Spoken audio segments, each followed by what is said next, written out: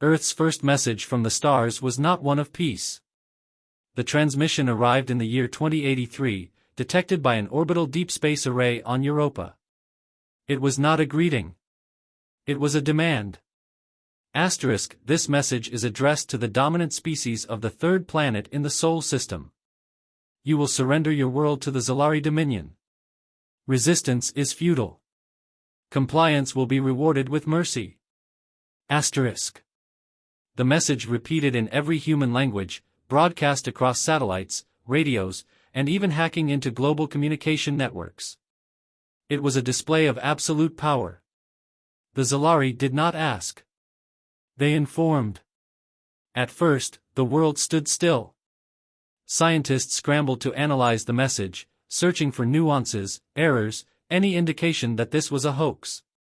But soon, deep space observatories detected movement, a fleet of ships, massive and alien, burning through the void at speeds beyond anything human technology could match. The Zalari were real. And they were coming. The United Nations, once plagued by division, convened under emergency protocol. Arguments erupted among leaders, military strategists, and scientists. Some called for diplomacy, hoping that the aliens could be reasoned with. Others, including a significant portion of the military, insisted that surrender was suicide. The answer came within days. A second message arrived. Your time to comply has expired. Prepare for integration. The world had no choice. The war drums of Earth began to sound. A united Earth. For the first time in history, every nation set aside its differences. Rivalries meant nothing against the looming threat of extinction. Factories ceased civilian production and churned out weapons, ships, and experimental technologies. AI-driven simulations ran thousands of battle scenarios, each one predicting humanity's utter annihilation. Yet, hope remained. Humanity had one advantage: desperation breeds innovation. While the Zalari relied on overwhelming firepower and technology so advanced it seemed like magic, humanity adapted. Cyber warfare specialists devised viruses to infiltrate alien systems. Engineers reworked old nuclear arsenals, converting them into planet-based railguns. Astronauts were retrained as soldiers for zero-gravity combat. Earth's message to the Zalari was short. Come and take us. The arrival. 1 month later, the sky burned. The Zalari fleet arrived in a display of dominance, their ships blotting out the stars. Towering warships, sleek and pulsating with blue energy, entered low orbit. These were not invaders who intended to negotiate. They expected Earth's submission. They were met with fire. As Zalari dropships descended, they were torn apart by hypersonic missiles fired from hidden launch sites. Orbital defense cannons, primitive by alien standards but devastating in sheer force, ripped into the larger vessels, forcing them to raise energy shields. For a species that had conquered countless worlds, this resistance was unexpected. Then came the ground war. Zalari soldiers, encased in biomechanical exoskeletons, landed in major cities, expecting to subdue a terrified populace. Instead, they encountered something horrifying. Humanity did not run. Civilians took up arms. Guerrilla fighters struck from underground tunnels and collapsed entire city blocks to trap the enemy.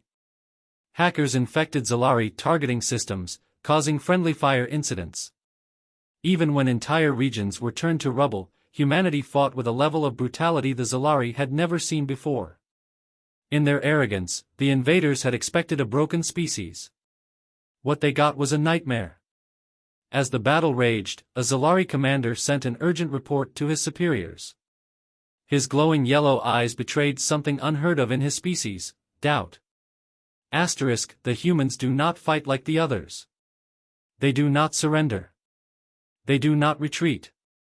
They are not afraid.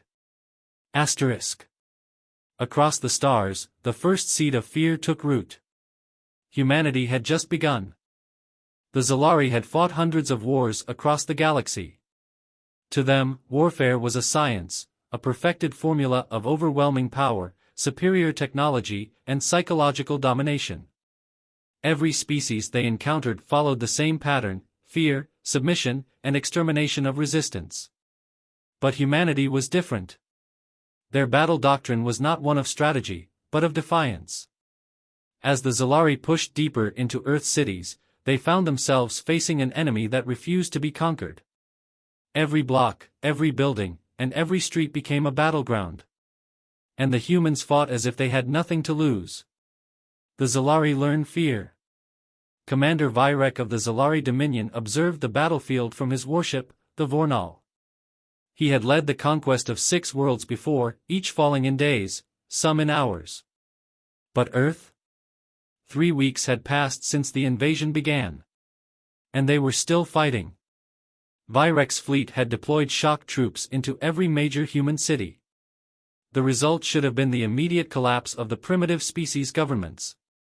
Instead, Zalari squads were being ambushed, supply lines were disrupted, and their advanced technology was failing against Earth's unpredictable warfare. One report haunted him more than the rest. Sector 18 is lost. Our troops were overrun by what we believe to be untrained civilian fighters. They used crude explosives, took our weapons, and they didn't run. Even when mortally wounded, they kept attacking. We lost an entire battalion in a city we had already conquered. How was this possible? No species fought after losing. No species kept coming even when the battle was already decided. No species except them. The Battle of New York. New York City was ground zero for the largest Zalari ground assault. At first, the invasion seemed successful. Alien war machines roamed the streets, crushing resistance as they moved toward their objective, the complete subjugation of the human population. Then, the humans struck back. A series of explosions rocked the financial district as hidden demolition teams collapsed skyscrapers onto advancing Zalari troops. Thousands of tons of steel and concrete crushed the invaders, leaving the survivors stranded in the wreckage. From the ruins, humans emerged, clad in scavenged body armor, wielding captured plasma rifles, and moving like ghosts in the debris. They struck fast, vanishing into tunnels before the Zalari could counterattack. The invaders tried to adapt. They deployed reconnaissance drones to track human movements. But within days, human hackers had infected their systems, feeding them false data and causing deadly friendly fire incidents. Zalari soldiers began seeing shadows in the ruins, whispers in the darkness. Paranoia spread like wildfire. Entire squads went missing without a trace. The humans were not fighting to win. They were fighting to make the enemy suffer. The Zalari had never seen anything like it. The unbreakable line. Across the world, similar battles played out. The Zalari had advanced technology, but technology could be destroyed. Their armor was impenetrable, but humans learned to strike at weak points. Their shields could repel energy blasts, but they could not stop a well-placed explosive. With every victory, humanity learned. With every defeat, they adapted. Even as the Zalari secured areas of the planet, their forces were stretched thin. The humans never faced them in open battle, they fought in the ruins, in the forests, in the mountains. The war had no front lines, no clear victories. For the first time in Zalari history, their forces were not advancing. They were stalling. The breaking point. On the Vornal, Commander Vyrek watched the latest battle footage. His yellow eyes narrowed as he observed human fighters overwhelming an elite Zalari strike team with nothing but modified construction equipment and stolen weapons. "This is impossible," one of his officers muttered. "They should have surrendered by now." Vyrek remained silent. He had seen the reports. He had witnessed the battles. And for the first time in his career, he felt something he had never felt before. Not anger. Not frustration. But a cold, creeping fear. Humanity was not just fighting. They were winning. Commander Vyrek stared at the holographic battlefield map, his claws digging into the armrest of his command chair. This was not how it was supposed to go. The humans were supposed to break. The species before them had all crumbled in the face of the Dominion's might. Yet, despite orbital bombardments, overwhelming firepower, and superior technology, Earth remained unconquered. What disturbed him most was not their resilience. It was their refusal to surrender. They fought without hope of victory. They fought even when wounded, even when outnumbered. The humans did not fear death. And the Zalari, an empire that had stood undefeated for thousands of years, was beginning to fear them. The failure of superior firepower. Desperate to crush resistance, Vyrek ordered a new strategy: total annihilation. Zalari warships repositioned in orbit, aiming their planet-cracking weapons at major human cities. If the humans would not kneel, then Earth itself would burn. The first target, London. The capital was already a battlefield, with Zalari forces pushing deeper into the ruins. The Dominion fleet charged their bombardment cannons, preparing to vaporize the entire city in one strike. Then, the unthinkable happened. Before the order could be given, a distress signal flared across Zalari command channels. A Dominion dreadnought, the Valakesh, one of the mightiest warships in the fleet, had been hacked. The crew panicked as life support shut down, artificial gravity reversed, and the ship's main reactor began overloading. Across the bridge, screens flickered, displaying a message in crude, alien script. A message in human writing. Return to orbit. Or we detonate your fleet. In that moment, Vyrek realized the truth.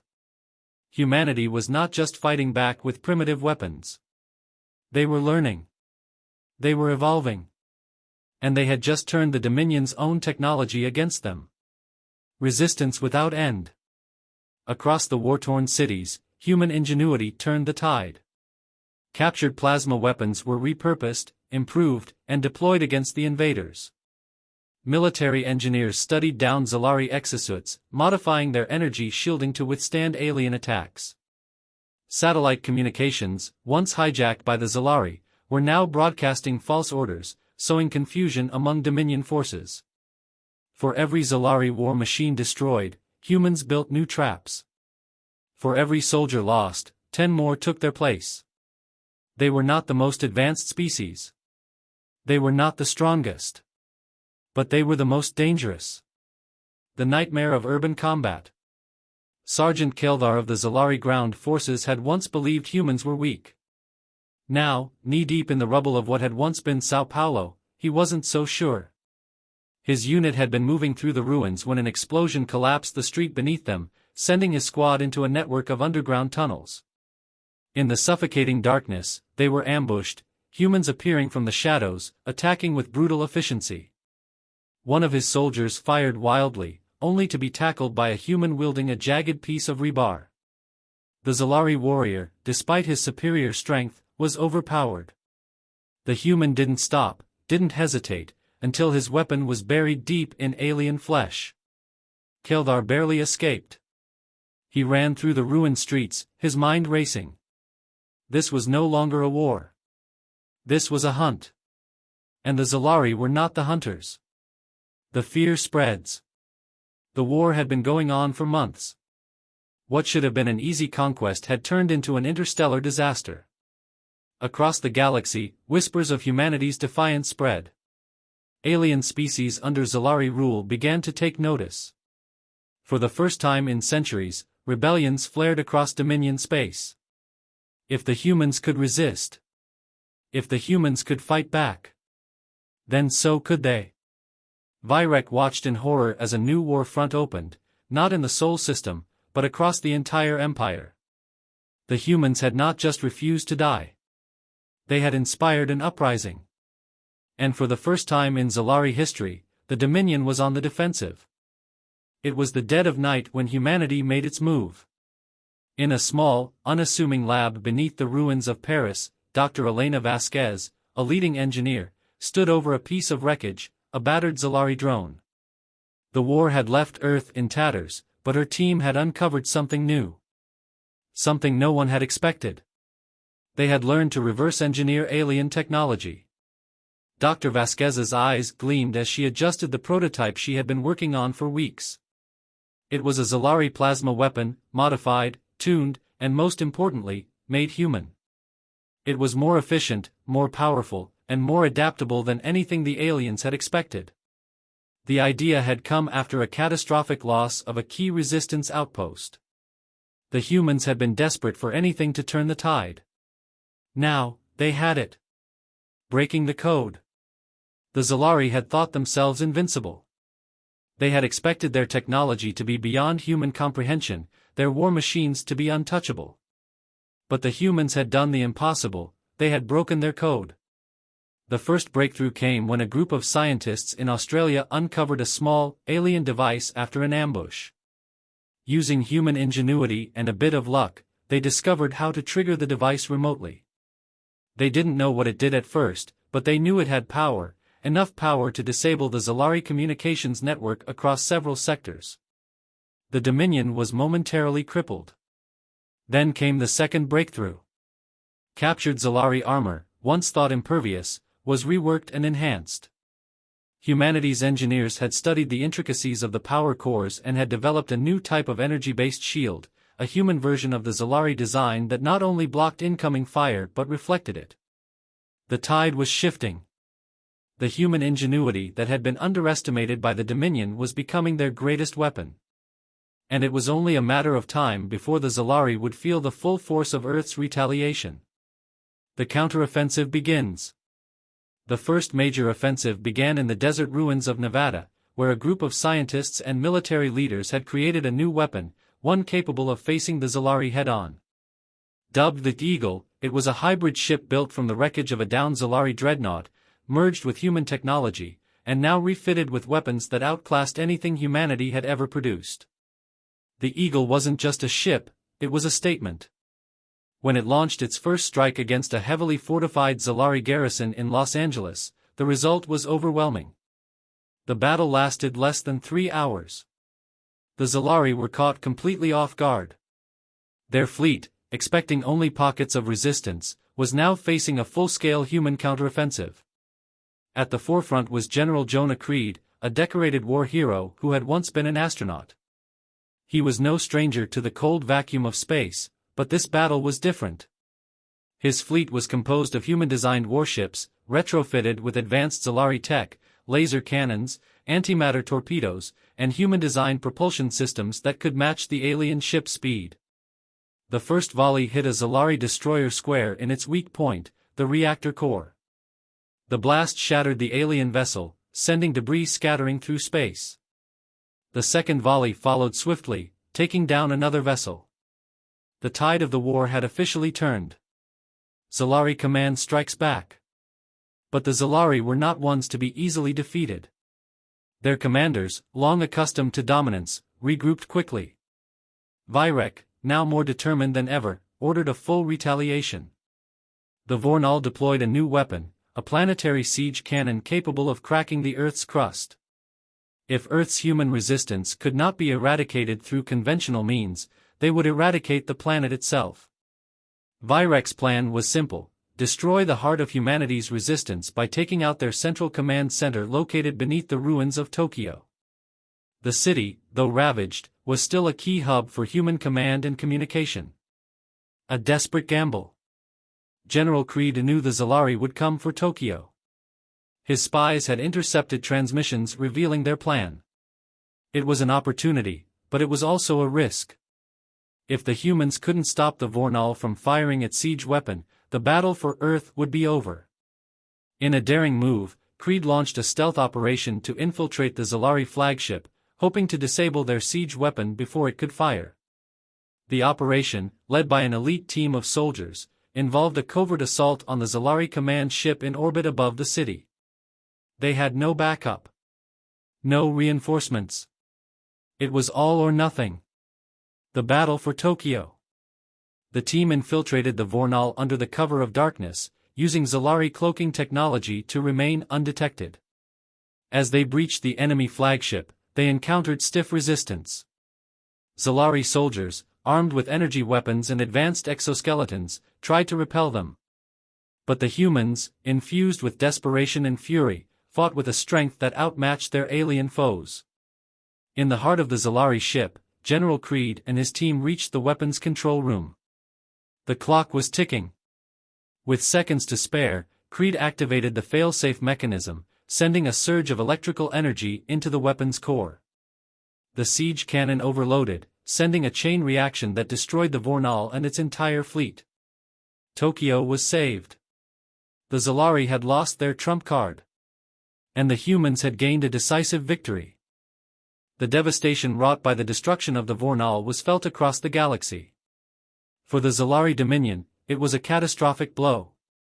The Vornal was more than just a ship, it was a symbol of their power, their ability to annihilate entire worlds without warning. To lose such a vessel in a battle with humans was unthinkable. And yet, it had happened. Rebellion across the stars. The Zalari had once been invincible, an empire that controlled entire sectors of the galaxy with an iron grip. But with the fall of the Vornal, the galaxy began to shift. Across Zalari-occupied worlds, long-suppressed factions stirred to life. It was as if the human success had ignited a spark. What the Dominion had thought were quiet rebellions were suddenly organized uprisings, each inspired by humanity's refusal to yield. On the world of Krylos, once a peaceful colony under Zalari rule, civilians rose up against their oppressors. They armed themselves with weapons stolen from fallen Zalari patrols, forming an unrelenting resistance that tore apart their invaders. The same occurred on Altherian, a mining colony where workers, previously enslaved, rebelled using Earth tactics learned from intercepted communications. Humanity had not only resisted the Zalari. They had emboldened the oppressed. Zalari panic. Vyrek had seen many things in his long career, but nothing like this. His fleet was in disarray. His forces were spread too thin, trying to defend against uprisings in dozens of conquered worlds. At his command center aboard the Vorthok, Vyrek paced back and forth. He had hoped that the loss of the Vornal would be a temporary setback, but the reports flooding in told a different story. Entire star systems were slipping from their control. The human resistance had shattered the illusion of Zalari invulnerability. His officers were beginning to question his leadership. Some suggested retreating, regrouping in deep space, leaving the humans and their newfound allies to fight among themselves. Others called for a brutal crackdown, punishing the rebel colonies and sending a clear message that Zalari dominance could not be challenged. But Vyrek knew that this would only inspire more resistance. He could see the truth now. The galaxy was no longer afraid of the Zalari. And that fear had always been their most powerful weapon. General, one of his commanders began, the humans, they're everywhere now. And they are not just fighting. They're winning. Vyrek's heart sank. The Dominion was unraveling. The Human Alliance. Back on Earth, General Jonah Creed stood before the newly formed Human Alliance, a council made up of the leaders of the surviving nations, as well as representatives from the rebel forces across the galaxy. The war had united humanity as never before. Even as Earth's infrastructure lay in ruins, the spirit of unity was stronger than ever. Humanity has stood together in the face of extinction, Creed said, his voice unwavering. Now, we stand not only for Earth but for every oppressed species that has been held under the heel of the Zalari. We will bring this fight to their homeworld. The room was silent for a moment as the weight of his words sank in. Humans were not just defending Earth anymore. They were leading a revolution, a movement that would reshape the galaxy. Across the galaxy, Zalari-occupied worlds had heard the call. The galaxy's oppressed were rising, joining the fight against their former masters. From the deserts of Krylos to the frozen plains of Altherian, the human rebellion was not only about survival, it was about freedom. And as word spread of the Zalari's failings, the momentum grew. A new alliance was born, the Human Galactic Resistance. The Zalari Empire on the edge. The Zalari were losing more than just territory. They were losing their confidence. Their leadership was fractured, divided by infighting and paranoia. Commanders who once served with unquestioned loyalty now turned on each other, blaming one another for the failures that had plagued the war effort. Vyrek's calls for a counteroffensive were ignored as his subordinates scrambled to protect their dwindling holdings. The once proud Zalari Empire was beginning to fracture, its core collapsing under the weight of human resistance. In the Zalari capital, a council meeting convened in secret. The once great empire now faced its most dire choice. Would they continue to fight the humans, or negotiate with them? But even as they debated, the galaxy was already changing. The fall of the first Dominion world. The first Zalari-controlled world to fall was Vekora, a heavily fortified fortress world that had long been the heart of the Dominion's military might. When news broke that the Resistance had captured the planet, it sent shockwaves through the Empire. Vekora had been thought impenetrable. Its walls were lined with advanced Zalari tech, its defense grid superior to anything humanity had ever seen. But it had fallen in a matter of days, overrun by a combined human and rebel force. The victory was symbolic, proof that the Dominion's might could be broken. And as the Zalari fleets retreated to other systems, they realized it was not just Earth they had underestimated. It was the entire galaxy. The Resistance had grown stronger, more determined, and more organized. After the fall of Vekora, it became clear to the Zalari that the tide of the war had irrevocably turned. Their once mighty empire, held together by fear and control, was now fractured, its cohesion crumbling beneath the weight of the human-led revolution. It was time for the final push. The path to Zalari Prime.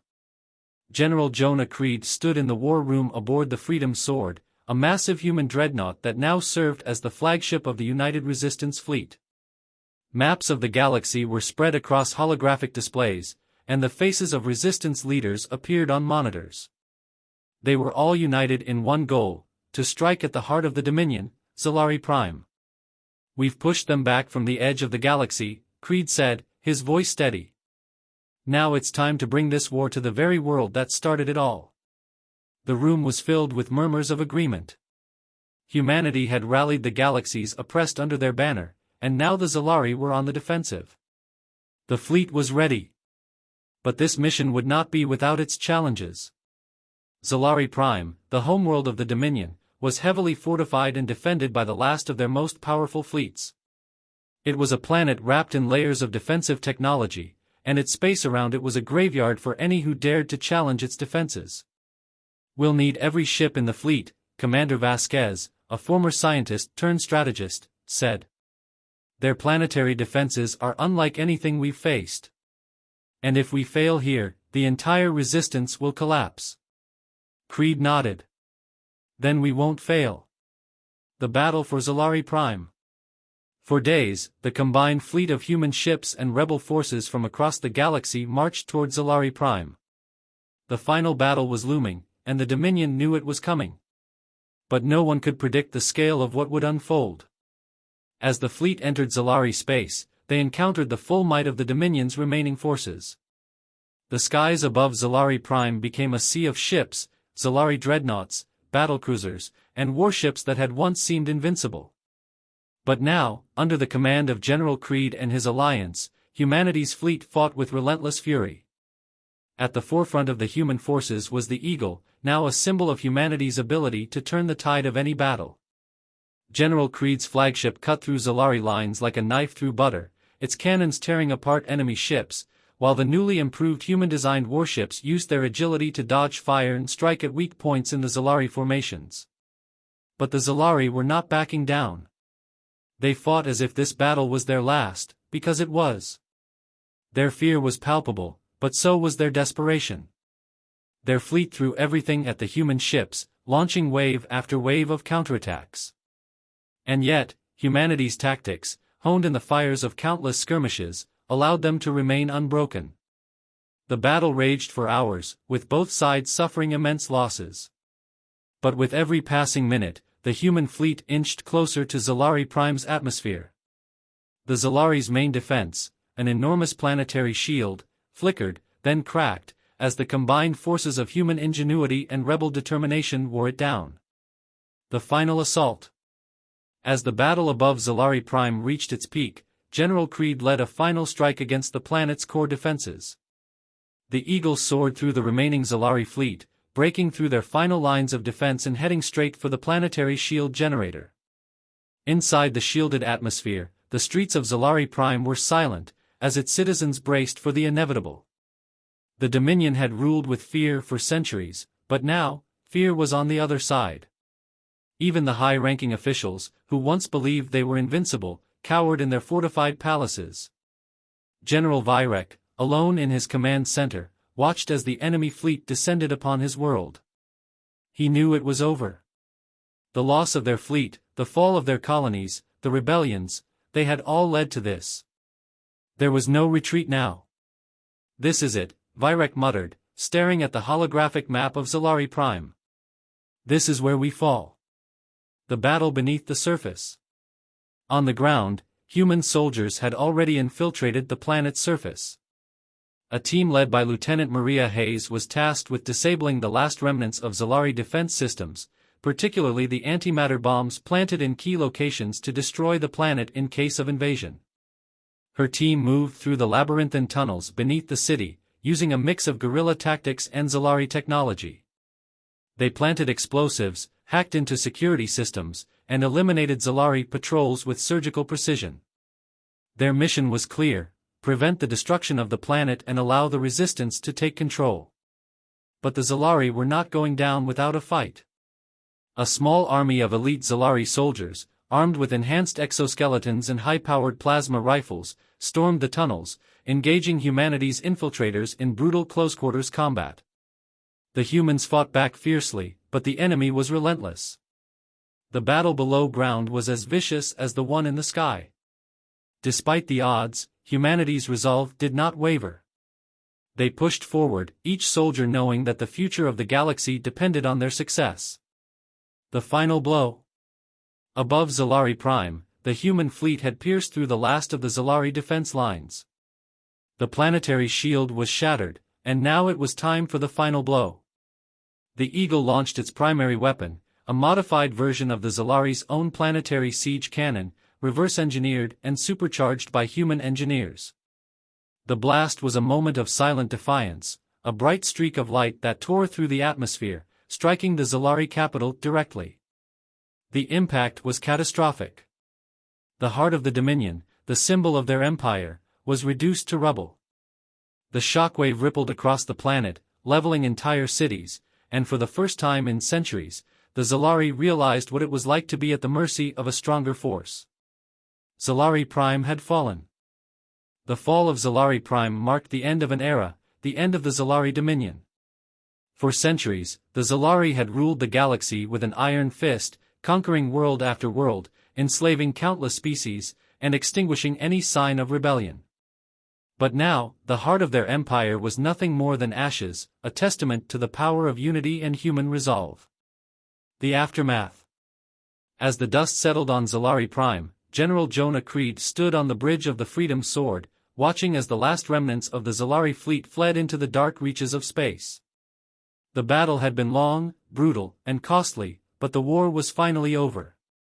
Around him, the resistance fleet cheered. The humans had done the impossible. They had not only survived but had triumphed over one of the most technologically advanced and brutal empires the galaxy had ever known. The galaxy was forever changed. General Creed knew that the victory was not just a military one. It was a symbol of hope, a reminder that even in the face of overwhelming odds, humanity would rise. And with that victory came responsibility. The destruction of Zalari Prime was just the beginning. Now, the Resistance had to rebuild the shattered galaxy and ensure that the horrors of the Zalari regime would never be repeated. Rebuilding the galaxy. The days following the fall of Zalari Prime were filled with the work of rebuilding. Human ships, alongside those from liberated worlds, scoured the ruins of the galaxy, freeing colonies and offering aid to those who had suffered under the Zalari's brutal rule. Former slaves, refugees, and oppressed species, now free, joined in the effort, contributing to the restoration of their homes and societies. General Creed, along with leaders from the liberated worlds, formed a new council. It wasn't just a military coalition, it was a symbol of the unity that had been forged in the fires of war. The new Galactic Federation, as it was called, was committed to ensuring peace and equality across the stars. The leaders of Earth and the rebel worlds vowed that the mistakes of the past, slavery, oppression, and conquest, would never again take root. As the first human representatives met with leaders from former Zalari territories, there was an overwhelming sense of relief. For the first time in centuries, the galaxy felt free, free from fear, free from domination, and free from the weight of the past. Virek's final choice. Not all the Zalari had been defeated, though. Some still clung to power, hiding in the deep corners of space. But General Virek, their former leader, had disappeared after the fall of Zalari Prime. The once proud general who had once viewed humanity as an insignificant species now lived in the shadows, his future uncertain. It was said that he had made a final, desperate choice to save himself. Others believed he had chosen to vanish, knowing the consequences of his actions could never be forgiven. Either way, the once feared warlord was no longer a threat. The fall of the Dominion had severed the head of the snake. But there was a lingering question that haunted the minds of many: would the remnants of the Zalari Empire rebuild, or would they fade into history as another failed empire? Only time would tell. The legacy of humanity. Years passed since the fall of Zalari Prime, but the story of humanity's fight spread across the stars. It became a legend, a tale told in every corner of the galaxy. The humans, the species that the Zalari had once underestimated, had proven that courage, unity, and ingenuity could triumph over even the most oppressive powers. The human galactic resistance had sparked a new age. New alliances were formed, new technologies shared, and the galaxy that had once been a place of terror now became a symbol of peace. But the war had left its scars. Though the people of the galaxy were free, the price of that freedom had been steep. General Creed had retired, leaving the galaxy in the hands of the next generation of leaders. But his legacy lived on. His name was remembered not just as a commander, but as a symbol of human perseverance and hope. The galaxy had been given a second chance, a chance to rebuild, to heal, and to thrive. And in the hearts of the human people, the story of their victory was not just a tale of war, it was a reminder of their boundless potential. The final words. On a quiet evening, many years after the final battle, the stars shimmered brightly in the night sky above Earth. General Creed stood outside the rebuilt ruins of the Pentagon, gazing at the stars. He had been through so much, fought so hard, and seen things that no one should ever have to witness. But as he looked up, he felt something he hadn't in years: peace. The war was over. The Zalari were no longer a threat. The galaxy was free. And humanity, against all odds, had secured its place in the stars. The galaxy is ours now, Creed whispered to himself, a faint smile crossing his face. And we'll make sure it stays that way.